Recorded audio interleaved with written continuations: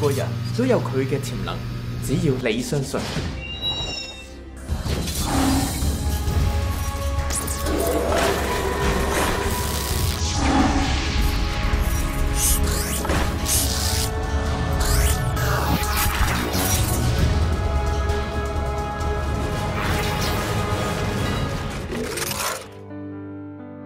爸爸，過嚟睇下，播埋啲電線就識得喐噶啦，真係好神奇啊！你咁中意玩電子玩具，大個之後做工程師好唔好？多謝爸爸。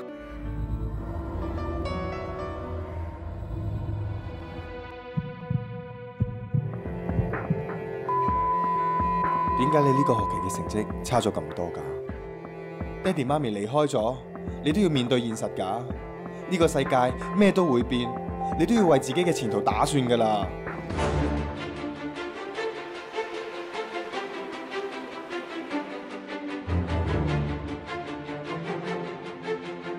呢個 Sam 咧，我哋會講解太陽能汽車。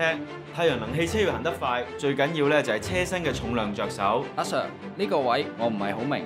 好多書本嘅理論咧，其實都可以應用喺日常生活入面嘅。嗱，你多啲留意身邊嘅事物，就更加容易掌握理論嘅重點啦。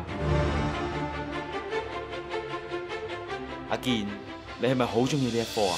有個國際比賽，你有冇信心做隊長，代表香港參加？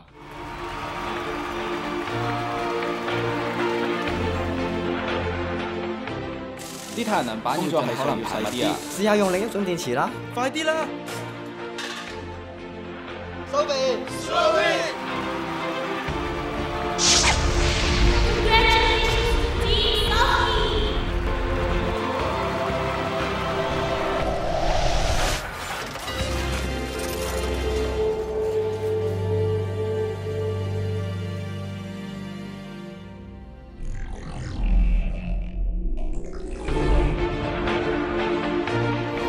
堅持理想，都可以揾到自己嘅路。